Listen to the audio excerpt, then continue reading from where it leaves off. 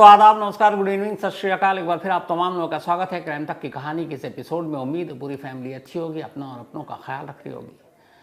Crime की कहानियाँ आप लोगों को सुनाता हूँ, उसमें कई बार ऐसी कहानियाँ होती हैं जिनको सुनने के बाद दिल दिमाग सब कुछ ख़राब हो जाता है, बड़ा बुरा लगता है, कई बार अफसोस होता है, कई बार ऐसा लगता है कि काश ऐसी कहानियाँ ना सुनाऊँ।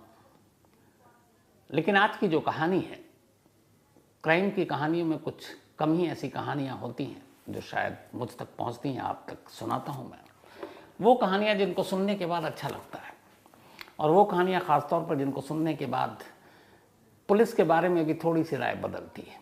वरना अमूमन यही होता है कि पुलिस के बारे में हम सब का नज़रिया एक, और ख़ासतौर पर मैं चूँकि डायरेक्ट क्राइम रिपोर्टिंग से जुड़ा हूँ, बहुत सारे ऐसे इंसिडेंट, ऐसी चीज़ें, ऐसी इन्वेस्टिगेशन, ऐसे केसेस देखे हैं जहाँ गुस्सा भी आता है कि पुलिस वाले ऐसा क्यों करते हैं या लोगों को क्यों परेशान करते हैं। कई केस को हशअप कर देते हैं, कई में लंबे लंबे वक्त लगाते हैं। लेकिन आज की कहानियाँ तस्वीर बदलने वाली है पुलिस की। कहानी पिछले हफ्ते की है। कानपुर सेंट्रल रेलवे स्टेशन बड़ा मशहूर रेलवे स्टेशन है। तो इसी रेलवे स्टेशन पर दोपहर का वक्त था, तेज़ गर्मी। आजकल गर्मी अब वैसी तेज़ है। तो इस तेज़ गर्मी के दौरान रेलवे स्टेशन पर आरपीएफ यानी रेलवे पुलिस फोर्स की एक टीम गश्त कर रही थी। आमतौर पर देश के सभी स्टेशनों पर इस तरह से गश्त होती है पुलिस की। तो उस वक्त आरपीएफ के 3 लोग थे जो गश्त पर निकले थे। इनमें एक थे दरोगा असलम खान, एक थी आरती कुमारी और एक एएसआई हरिशंकर त्रिपाठी। ये तीनों अलग अलग प्लेटफॉर्म पर जाकर और गश्त कर रहे थे, देख रहे थे कि सब कुछ ठीक है, कुछ संदिग्ध चीज़ें तो नहीं, कोई किसी को तंग तो नहीं कर रहा है, चोरी वोरी बहुत सारी चीज़ें होती हैं। तो जब ये गश्त कर रहे थे, अचानक इनमें से जो आरपीएफ के दरोगे हैं उनकी नज़र एक शख्स पर पड़ी। अजीब हुलिया था, बाल बिखरे हुए, दाढ़ी बेतरतीब बढ़ी हुई, कपड़े फटे हुए, पैर में चप्पल भी नहीं, और वो इधर उधर रेलवे स्टेशन पर उस प्लेटफॉर्म पर जो डस्टबिन है, कचरे का डब्बा है, या वो उसको उसके करीब जाता और उसमें से कुछ टटोलता, कुछ पानी की बोतल निकालता और देखता खाली है तो फेंक देता वापस उसमें। कई बार कुछ मुसाफिर पानी पी रहे थे, वो उनके करीब जाकर खड़ा हो जाता और देखता पानी पी रहे लोग, लेकिन वो कुछ बोल नहीं पाता। तो इसी तरीके से काफ़ी देर तक वो पानी की बोतल तलाश रहा है, और तेज़ गर्मी है, पसीने से तरबतर है, और साफ देखकर हुलिये से लग रहा है कि ये कोई भिखारी टाइप है। कि हम सब की सोच भी यही है कि अमूमन ऐसे भेष, ऐसे कपड़े, इस हालत में किसी को देखते हैं तो हम मान कर चलते हैं कि भिखारी है। हालांकि कई बार कहा गया कि इंसान को उसके हुलिया या कपड़ों से कभी आप मत आंकिए कि वो क्या है।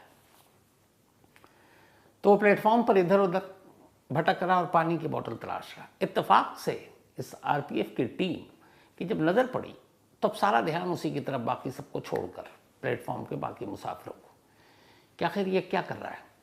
अब ये भी होता कई बार कि पता नहीं कौन है, क्या है, संदिग्ध मामला है। लेकिन धीरे धीरे उन्होंने देखा कि ये पानी की बोतल ही ढूंढ रहा, और शायद किसी भी एक खाली बोतल में कुछ पानी की चंद बूंदें मिल जाएं तो शायद वो अपनी प्यास बुझाना चाहता है, क्योंकि गर्मी तेज़ थी। तो जब ये यकीन हो गया तो दरोगा और उनके दोनों साथी उस शख्स के करीब जाते हैं और पूछते हैं कि क्या हुआ। तो कहता है, मुझे साहब प्यास लगी है, पानी पीना है। आरपीएफ की टीम इंसानियत दिखाती है, कहती ठहरो। उसके बाद वो एक बोतल पानी का खरीदते हैं प्लेटफॉर्म से और उस शख्स को दे देते हैं, और यही मानकर कि ये भिखारी है, परेशान है, पानी पीना चाहता है, इंसानियत के नाते उसे बोतल दे दी। उसने बोतल लिया और पानी पीना शुरू किया। पानी पीने के बाद जब उसकी प्यास बुझ गई, बोतल का ढक्कन बंद किया, और पहला शब्द वो जो बोलता है, कहता thank you very much sir. ये जो थैंक यू था और जिस टोन में उसने कहा, अचानक उन तीनों पुलिस वालों के कान खड़े हो जाते हैं। अभी इस थैंक यू से पहले जो उन्होंने उसके साथ या उसको देखा 2-4 मिनट, उसका हुलिया, उसकी पूरा भेष, बिखरे बेतरतीब दाढ़ियाँ, बाल, फटे कपड़े, बिना पैरों के, बिना चप्पल के पैर, और पानी पीने के बाद उसने थैंक यू बोला। और वो थैंक यू नॉर्मल जैसे बहुत सारे आम बोलचाल में हम लोग बोलते हैं उस तरीके का नहीं था। उस थैंक यू के बोलने का जो लहजा था वो एकदम साफ था कि बहुत कोई पढ़ा लिखा शख्स जिसकी अंग्रेजी बहुत अच्छी है, वो बोल रहा है। अब उसने जैसे ही बोला, इन तीनों का माथा ठनका। उन्होंने कहा कि ये क्या है। अब दूसरे ख्याल आ रहे मन में कि कहीं भेष बदल कर कुछ क्राइम करने के लिए तो नहीं है, किसी और चीज़ में, किसी रैकी में तो नहीं। आजकल के हालात भी ऐसे ही। अभी तक जो हमदर्दी थी अब वो शक में तब्दील हो गया। अब उन्होंने पूछा कि कौन हो तुम? तो वो घबराया पहले, फिर बोला साथ चलो। अब उसको आरपीएफ की टीम अपने साथ अपने कमरे में ले आई। रेलवे स्टेशन पे उनका दफ्तर भी होता है। अब वो पूछे कि बताओ, तुम्हारी हालत, हुलिया, ये सब देखने के बाद तुम जिस तरीके से तुमने थैंक यू बोला, तुम भिखारी तो हो नहीं सकते, तो तुम हो कौन? अब वो शख्स पहली बार खुलता है, आंखों में आंसू है। उसके बाद बोलता है कि सर मेरा नाम महावीर सिंह है, और इंग्लिश में बोल रहा है। अब उन्होंने कहा महावीर सिंह हो तो तुम यहाँ कैसे, इस हाल में, इस हुलिये में, और एक पानी की बोतल, चंद बूंदों के लिए तुम डस्टबिन से लेकर सब कुछ इधर से उधर पलट रहे हो? तो उसने बोला साहब मैं ऐसा नहीं हूँ, ना मैं भिखारी हूँ, मैं एक संपन्न, एक अमीर घर से हूँ, लेकिन मैं बहुत डरा हुआ और इसीलिए मैं कुछ बोल नहीं पा रहा। लेकिन आप पुलिस से हैं तो अब मुझे थोड़ी सी तसल्ली हुई है। तो बोले बताओ। अब उन्हें लगा कि अभी भी पुलिस वालों को शक है कि पता नहीं ये कौन है, क्या हो सकता है। तो उन्होंने कहा ठीक है, तुम अपनी कहानी बताओ, क्यों इस हुलियों में हो? अगर तुम अच्छे परिवार से हो तो यहाँ क्या कर रहे हो, इस भेष में क्यों घूम रहे हो? तब वो कहता है कि मेरी एक कहानी है। उन्होंने कहा सुना। उसे कहा कि मेरा नाम महावीर सिंह, उम्र 29 साल है। मैं इसी उत्तर प्रदेश के औरैया डिस्ट्रिक्ट के विधुना इलाके का रहने वाला हूँ। मेरे घर में भाई है, माँ बाप हैं, पूरा परिवार संपन्न है, सब ठीक है, मैं पढ़ा लिखा हूँ। 26 जून 2022 बोला, तब तक सब कुछ मेरे साथ ठीक था, यानी 2 साल पहले तक। 26 जून 2022 को मुझे घर वालों ने कहा कि कुछ पैसे निकाल कर ले आओ एटीएम से। तो मैं पैसे निकालने के लिए गया एटीएम कार्ड लेकर, लेकिन आसपास के जितने भी एटीएम थे सब खराब थे। तो कई जगह चक्कर काटे, पैसे मिले नहीं। तो मैंने कहा कि फिर मैं थोड़ा दूर जाता हूँ। तो मैं विधुना चला गया, और वहाँ बस से जाने के बाद मैंने अपना एक, चूँकि सारे एटीएम बंद थे, तो एक उसका दोस्त है महेंद्र, वो एक बैंक में एम्प्लॉय है। तो वहीं जाकर उसने उस बैंक से कैश निकाले, क्योंकि एटीएम काम नहीं कर रहा था और घर में नकदी की ज़रूरत थी। बोला कैश निकाले। उसके बाद अब मैं वापस बस स्टॉप आया और अब घर जाने की तैयारी कर रहा था, बस का इंतज़ार कर रहा था। करीब 8 किलोमीटर का ये दूरी थी उसके घर से इस बैंक तक की। तो उसने बताया कि जब मैं बस का इंतज़ार कर रहा था बस स्टॉप पर, वहाँ और कोई नहीं था, सन्नाटा था। और ये 2022 की बात है, तारीख है। तब उस वक्त कोरोना भी था, गया नहीं था, लोग बेवजह सड़क पर निकलते नहीं थे। तो बोला अचानक बस स्टॉप पर बस तो नहीं आई, एक कार आई, और वो कार आकर मेरे पास रुकी। एक दरवाज़ा खुलता है, उसमें से 2 लोग उतरते हैं। मैं कुछ समझता कि वो शायद मुझसे रास्ता पूछ रहे हैं क्या। अचानक एक हाथ मेरे मुंह पर आता है और मुझे घसीट कर उस कार के अंदर डाल देते हैं। और फिर मुझे नहीं मालूम, मुझे कुछ होश नहीं कि मेरे साथ क्या हुआ। शायद उन्होंने कुछ नशीली चीज़ मुझे सुंघा दी थी। इसके बाद जब मेरी आँख खुली तो मैंने अपने आप को एक टॉयलेट में बंद पाया। महावीर की इस किडनैपिंग से याद आया कि एक कुकू एफएम के ऑडियो लर्निंग प्लेटफॉर्म पर बहुत इंटरेस्टिंग कहानी है, kidnapping of superstar Rajkumar. South की फिल्मों के राजकुमार, सुपरस्टार, एक ज़माने में उनकी तूती बोला करती थी। और कैसे राजकुमार को पूरे देश की सुर्खियों में, मतलब ये किडनैपिंग रही। वीरप्पन ने, चंद्र तस्कर वीरप्पन ने कैसे सुपरस्टार राजकुमार को किडनैप किया था, और उस किडनैपिंग के बाद क्या हुआ, कैसे राजकुमार बाहर आए, ये सारी कहानी बहुत ही दिलचस्प kidnapping of superstar Rajkumar Kuku FM के ऑडियो लर्निंग प्लेटफॉर्म पर है, जहां आप इसे सुन सकते हैं। कुकू एफएम एक बेहद तेजी से बढ़ता हुआ ऑडियो लर्निंग ऐप है, और लाखों लोग इसको सुन रहे हैं और इससे कुछ ना कुछ नया सीख रहे हैं, आगे बढ़ रहे हैं। अगर आपने अब तक कुकू एफएम की ऑडियो बुक नहीं सुनी है तो अब आपके लिए कुकू एफएम ने 7 दिन का फ्री ट्रायल शुरू किया है। इन 7 दिनों के दौरान आप पूरे प्लेटफॉर्म पर कोई भी शो सुन सकते हैं, जिसमें 5000 शो शामिल हैं, बल्कि 5000 से ज़्यादा हैं, बिल्कुल मुफ्त। ऑफर बहुत तगड़ी है, तो अपने दोस्तों को और फैमिली मेम्बर्स को भी ये ज़रूर बताना। हाथ पैर बंधे हुए थे। बोला मैं वहीं, मुझे नहीं मालूम कि दिन है कि रात है, कितना वक्त बीता है। लेकिन फिर कई घंटे बाद कोई शख्स आया, मुझे बाहर निकाला और एक कमरे में ले गया। वहाँ और भी कुछ लोग थे और उसने मुझे वहाँ रखा, मारा, पीटा, धमकी दी। मुझे कुछ समझ में नहीं आ रहा। उन्होंने मेरे पे जो पैसे थे वो ले लिए, जो एटीएम कार्ड था वो लिया, फिर पिन पूछा। मजबूरी, मुझे डर था, पिन बता दिया। अब उन्होंने पता नहीं क्या पैसे लिए, क्या किया, पर उस कमरे में बंद रखा। और बीच बीच में जब भी मुझे फिर होश आता, मारते पीटते बेहोश होता, तो मुझे कुछ इंजेक्ट करते, कुछ इंजेक्शन लगाते और फिर मैं नशे में खो जाता। मुझे नहीं मालूम क्या होता। फिर मैं वो उठता तो ऊँगता हुआ होता। कई दिनों तक या न मालूम कितने हफ्तों तक मुझे किसी कमरे में बंद करके रखा गया, पर मुझे कुछ पता नहीं वो इलाका कहाँ था। और मैं उनकी भाषा, उनकी ज़ुबान भी नहीं समझ पा रहा था, क्योंकि वो न हिंदी बोल रहे थे, न भोजपुरी, न इंग्लिश। वो कुछ और भाषा, कुछ और ज़ुबान बोल रहे थे। और शायद वो ज़ुबान साउथ इंडियन की थी, उसको साउथ इंडियन नहीं आती थी। तो बोला कई दिनों, हफ्तों तक यूँ बंद रहा। उसके बाद एक रोज़ मुझे और बाकी लोग जो उस कमरे में बंद थे उनको निकाला गया और एक गाड़ी में बिठाया गया। और गाड़ी में उनके तमाम लोग हथियार के साथ, और वो गाड़ी ले गए एक खुली जगह पर, एक कंस्ट्रक्शन साइट था, और वहाँ ले जाकर उन्होंने कहा कि अब तुम्हें यहाँ काम करना है। तो वहाँ गया मैं, पत्थर तोड़े, सारा काम किया कंस्ट्रक्शन के लिए, एक मज़दूर के तौर पर। थोड़ा बहुत खाना देते, उसके बाद शाम हो जाती, फिर उसी गाड़ी में बैठाते अपनी निगरानी में और वापस लेकर उसी कमरे में लाते और रख देते। पहरा इतना था कि कहीं से निकल नहीं सकता था।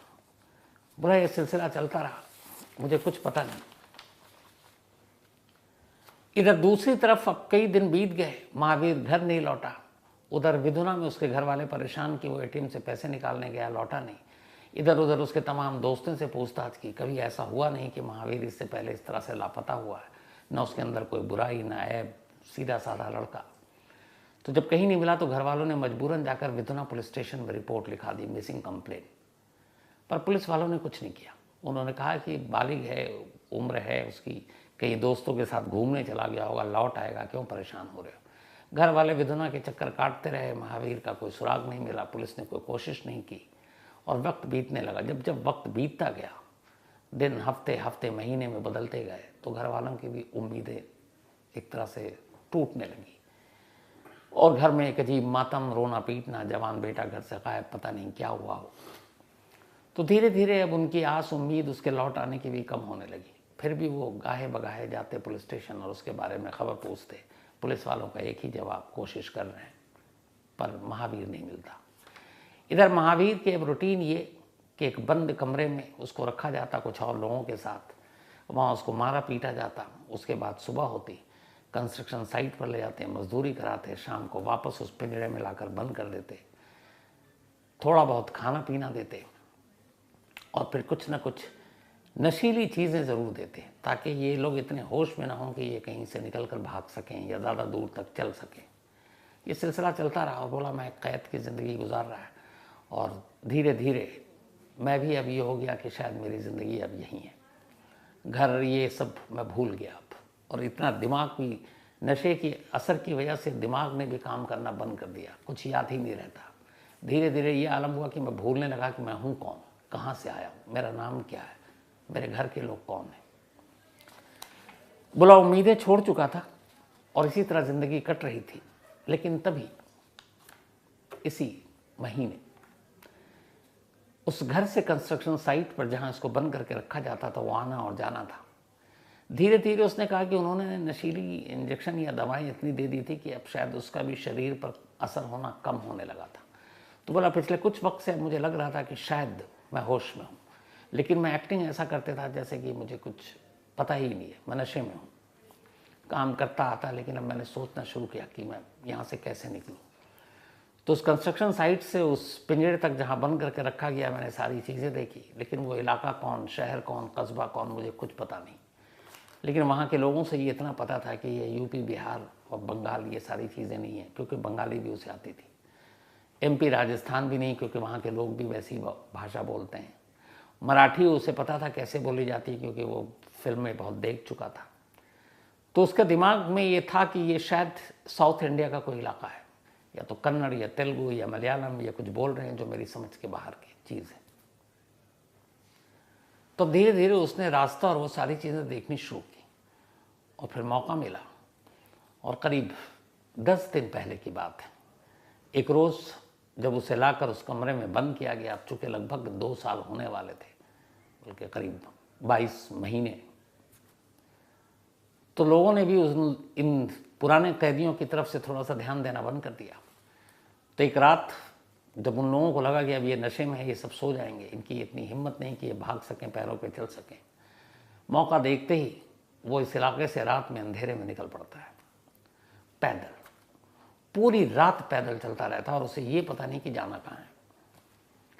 इसके बाद चलते चलते चलते उसे कहीं रेल की पटरी दिखाई देती है। अब वो रेल की पटरी को फॉलो करना शुरू करता है और फिर आखिरकार एक स्टेशन पे पहुंचता है। उसे ये भी पता नहीं है स्टेशन कौन सी, यहाँ से जो ट्रेन आएगी या कहाँ जाएगी। बस ये था कि इस इलाके से जितनी दूर चला जाऊँ शायद मैं बच जाऊँ। स्टेशन पर इंतज़ार करता है, एक ट्रेन आती है, वो उस ट्रेन में बैठ जाता है, उसे नहीं मालूम है ट्रेन कहाँ जा रही है। जब वो ट्रेन रुक गई उसके बाद अब आगे जाना नहीं, वहाँ फिर उतरता है, एक दूसरी ट्रेन पकड़ता है, फिर कहीं और पहुँचता है, फिर तीसरी ट्रेन पकड़ता है, फिर चौथी ट्रेन पकड़ता है। ट्रेन पकड़ते पकड़ते पकड़ते वो आखिरकार साउथ से बाहर निकलता है और इसके बाद वो पहुंच जाता है बंगाल। ठहरो, रुक जाओ।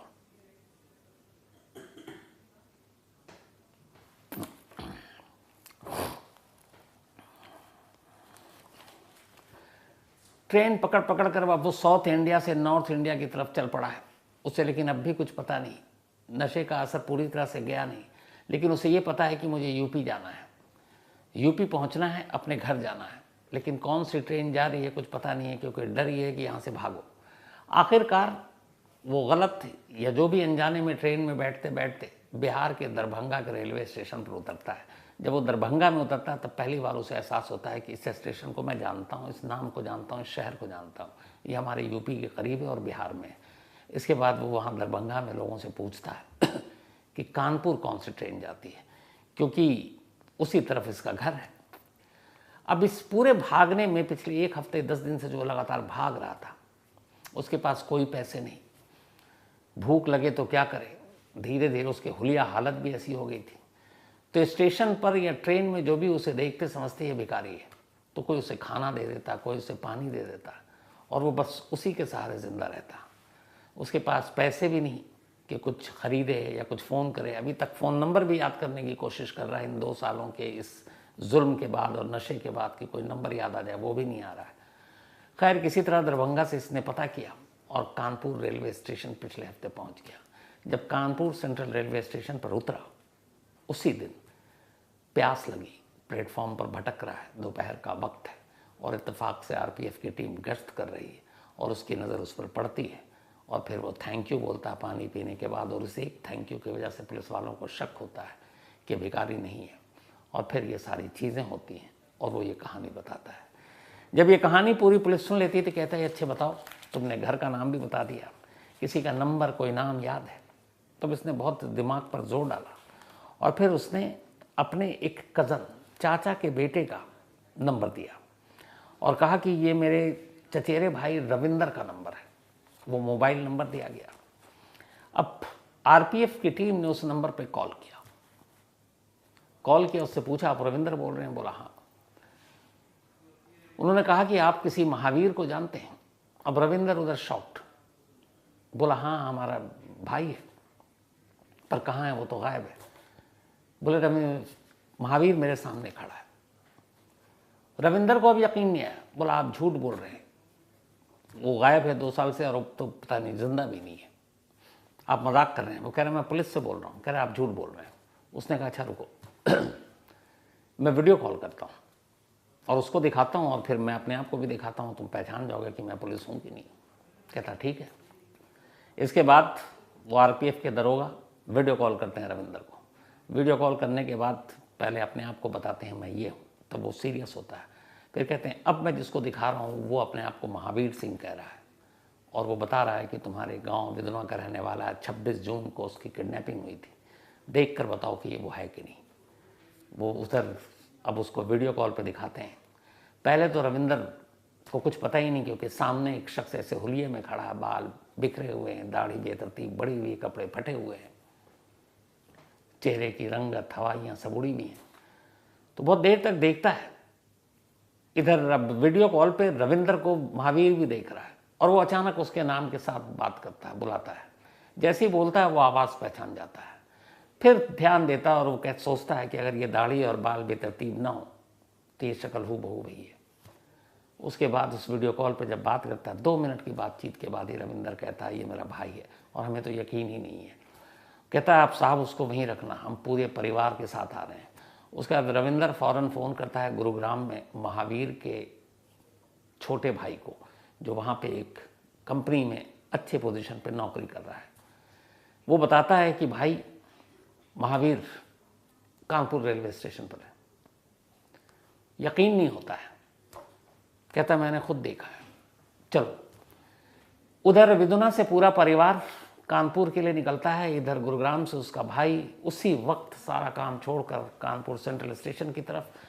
कुछ घंटे के बाद सारे लोग आरपीएफ के उस कमरे में, जिस कमरे में महावीर उन 3 पुलिस वालों के साथ बैठा है, जैसे ही परिवार सामने आता है, देखता है, हर एक की आंखों में आंसू, सब गले मिलकर खूब रोते हैं।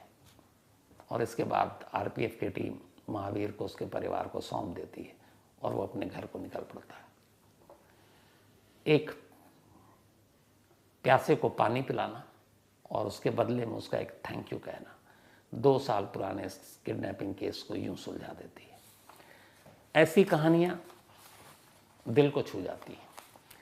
अब इस कहानी का एक पहलू तो ये रहा, अब मैंने जैसे शुरू में कहा कि बहुत सारी बार ऐसा होता है कि हुलिया और ये सारी चीज़ें देखकर हम लोग समझते हैं भिखारी, और बाकी बहुत कई बार हम लोग उससे ठीक से बर्ताव नहीं, पेश नहीं आते।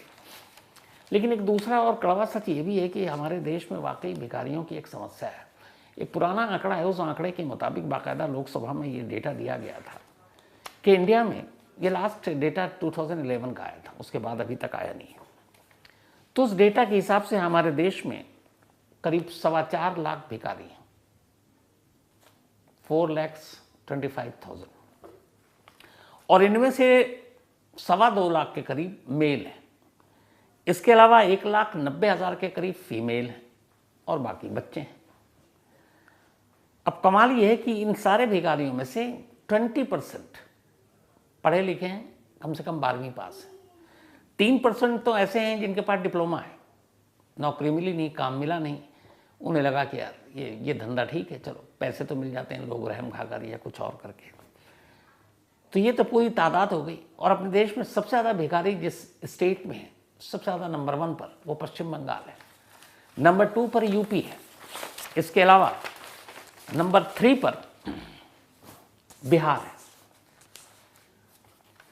इसके बाद आंध्र प्रदेश का नंबर आता है, फिर मध्य प्रदेश का नंबर आता है, फिर राजस्थान का नंबर आता है। और कमाल की बात यह है कि सबसे कम जो अपने यूनियन टेरिटरी हैं, जितने भी केंद्र शासित प्रदेश, उनमें थोड़ा कम है। और देश में अगर सबसे कम भिखारी की बात करें तो अंडमान निकोबार में है, यहाँ लास्ट 50 भिखारी थे। चंडीगढ़ में भी भिखारी कम है, वहाँ पे भी 100 के नीचे, बल्कि 50 से भी नीचे। अब अगर यूटी यूनियन टेरिटरी के हिसाब से बात करें तो दिल्ली में करीब 23,000 भिखारी हैं। इसके अलावा जो मेट्रोपॉलिटन सिटी और बाकी स्टेट्स की तो आपको पता ही, जितने हमारे यहाँ धार्मिक स्थल हैं, चाहे वो कोई मंदिर हो या फिर कोई दरगाह हो, आपको सबसे ज़्यादा भिखारी वहाँ मिलेंगे। सबसे ज़्यादा भिखारी इन दोनों जगहों के अलावा आपको या तो मिलेंगे रेलवे स्टेशन पर या बस अड्डे पर या फिर हर चौराहे पर, लाल बत्ती पर। सबसे बड़ा ठिकाना उनका वहीं होता है। वो जो 2-2.5 मिनट के लिए गाड़ियाँ रुकती है जब लाल बत्ती जलती है, तो उस 2-2.5 मिनट में इनका पूरा कारोबार होता है। हालांकि अब गवर्नमेंट ने एक स्कीम निकाली है कि इन भिखारियों को पूरी तरह से ख़त्म करना है, इनको किसी तरह से कुछ रोज़गार या बाकी चीज़ें मुहैया करा कर, लेकिन पता नहीं कब होगा।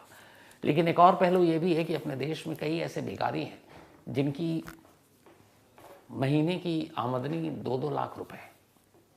एक बहुत पुरानी फिल्म आई थी, मुझे याद नहीं है उसका नाम, लेकिन अन्नू कपूर जी थे उसमें, और उसमें बड़ा कटाक्ष किया था कि वो कैसे कार में आते हैं और हर सिग्नल पर हर जगह भिखारी बैठा होता है और वो कलेक्शन करते हैं, और फिर उनके पास बायोडाटा आने लगता है कि भाई हमारे लोग हैं, इनको भी कहीं बेकारी की नौकरी दे दीजिए, और उसके लिए मंत्री तक की सिफारिश आने लगती है। बहुत ही बेहतरीन फिल्म थी वो। फिल्म थी, लेकिन यकीन मानिए वो एक तरह से हकीकत भी है। आज बहुत सारे ऐसे बेकारी के गैंग हैं जो ऑपरेट करते हैं। हैदराबाद में ऐसी कुछ वक्त पहले की बात है, एक पूरा गैंग भिखारियों को पकड़ाया था, जिनका काम था कि लोगों को भिखारी का जॉब देते थे। सुबह उनके घर से बाकायदा ऑटो उनको पिक करती, ले जाकर अलग अलग सिग्नल पर बैठा देती, वो दिन भर भीख मांगते। फिर शाम को वही ऑटो उनको रिसीव करती, फिर वो बिरयानी देती, उनको शराब की बोतल देती, घर पहुंचा देती। अगले दिन फिर ड्यूटी पे वही 9 से 5 पहुंचा देती।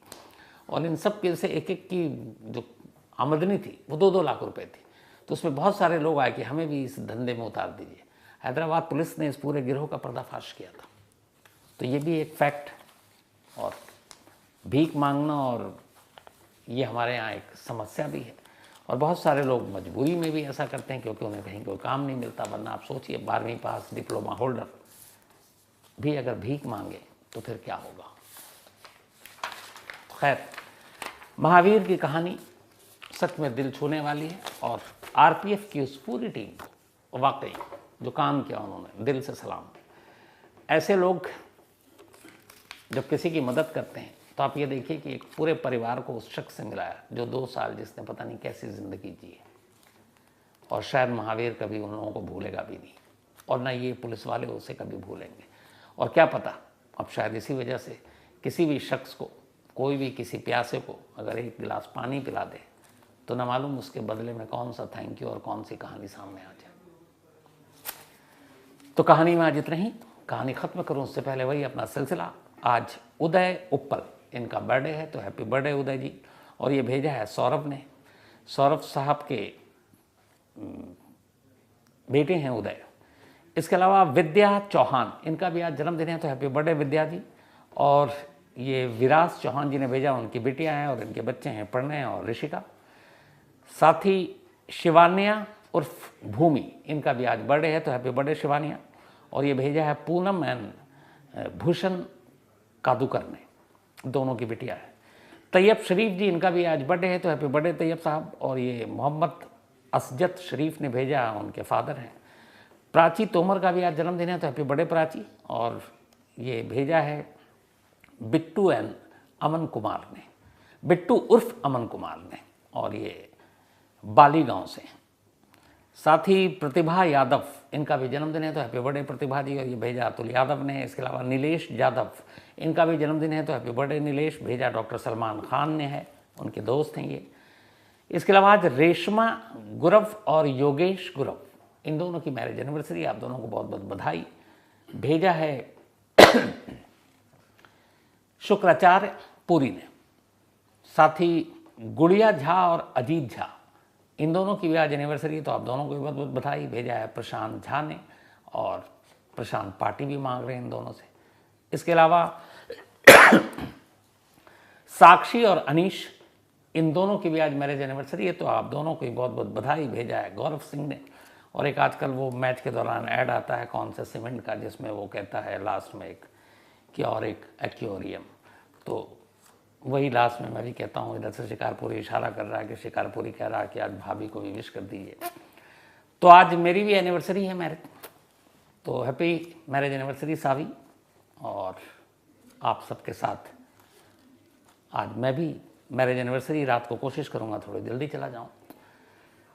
तो आप लोगों की दुआएं, आशीर्वाद, प्यार, बस यही सब बना रहे। और ख़ास तौर पर इस मौके पर मैं आपको एक चीज़ दिखाना चाहता हूँ।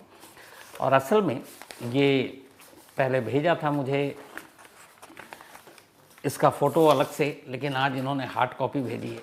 ये स्फूर्ति मुरली हैं और बेंगलुरु से हैं, और वाकई कमाल के आर्टिस्ट हैं ये।